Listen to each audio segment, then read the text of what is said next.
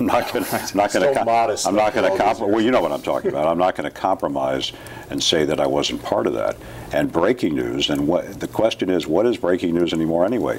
Everybody's got it. Nobody believes it.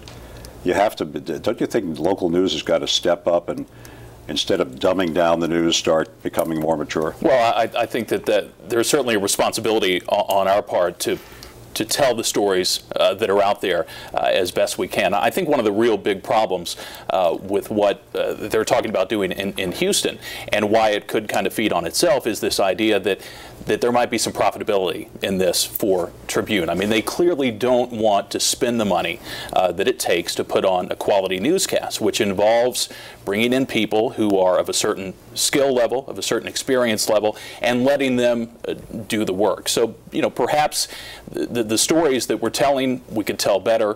Perhaps we could tell different stories. But what's crucial is the people who are there telling these stories had the experience and had the know-how to get it done. Because if you don't have that, I think what they're talking about putting on the air in Houston is going to be a poor newscast that's ultimately going to drive an audience away, and I don't think there's going to be any profitability. You don't have any insecurities about this as an anchor? Well, everything that I say here in this hour is going to be completely self-interested, because, but I do think that there is a definite requirement that people who know their communities and who know the news are involved in these newscasts. If this newscast in Houston, for instance, is completely produced in Chicago, where Tribune is based, you know, what's the value? What are they going to bring to their viewers in Houston? And what do you know about the community? And what do they know? The political news in Chicago is of high value, and perhaps it should be in other markets. But can I talk for a second about the spirit of innovation from the other side of the desk?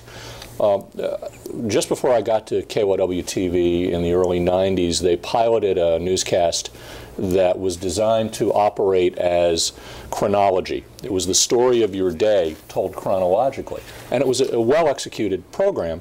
And we all looked at it and said, okay, but this means that 8 out of 10 days, the lead story is going to be the very last thing about which you speak. Mm-hmm. People who watch don't always recognize what I'll call innovation in small measure.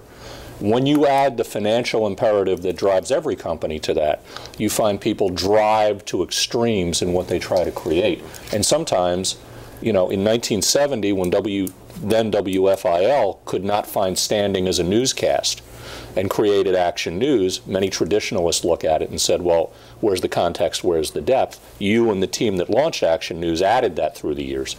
I think, you know, my hope would be that in the end, the audience looks at this rubric and says, that's a really nice, you know, if I find it on the web, but I need to know that somebody who knows the news will tell me the news today. Right, and we certainly don't occupy the same kind of universe, Larry, that you did in the 1970s and 80s in television, but I think we still play a very important role in our community in bringing people together, in showing the commonality that people in North Bucks County share with people who are in Swarthmore or in Upper Darby, and that's a role that I think we can continue to play, you know, regardless of what's happening with audience levels. Well, you can see the power of local news on certain days of the year. When you have the Valentine's Day snowstorm, and you have all the duck accident. The duck and superb, Professor, when you saw that snow situation, and thank goodness I got to stay home and didn't have to go to work. I did so many snowstorms in my life, you know, that I've been seeing white forever. And the fact is that on those days, with the amount of audience, with people trapped in their homes, where do people go? They go to local news. But there you're providing a vital service, a shared experience of life. And, you know, you would wish that there would be more of that on a regular basis. Right. Don't you think? Sure. That's one of the big questions with these scattered formats that are invented out of nothing. What happens when there's an emergency? Houston, famous for its hurricanes, how is this going to cover a hurricane? Dan Rather will probably take a flight down there just to fill in to make sure it's done correctly. Well, I can give you an example, too. In 2005, when Hurricane Rita came ashore, the most powerful hurricane ever to move through the Gulf, more powerful than Katrina. I flew into Houston to cover the storm. We were on our way to Galveston. And as soon as we left the Houston airport, we got on the highway, and we were the only car on one side of the highway moving with no traffic at all, the other side of the highway packed with cars, backed up for miles. They had 3 million people who evacuated the city of Houston prior to Hurricane Rita.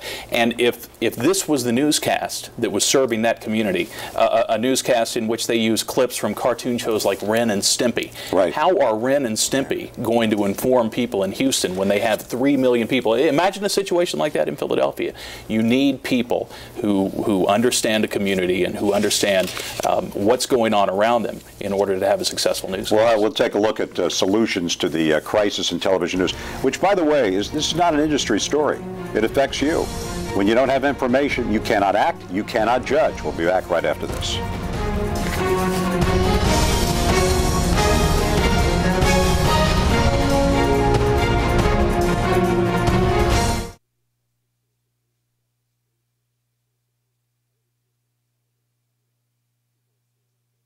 I kid you not. So some.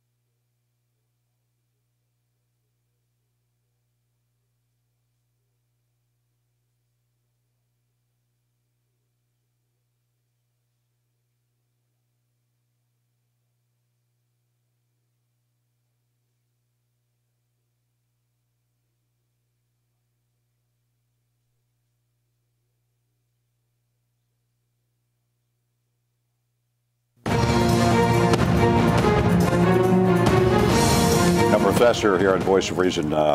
You've been in Rowan 14 years. You've been studying this business very carefully. My concern is not whether Chris continues his career, because I think he'll have an illustrious career, but my concern is what the audience gets and the pieces of information they get, the morsels, the headlines. I am convinced that in the last election and the election, 2 elections before that, that everybody voted for somebody based on the fact whether they felt a comfort level with them, that issues did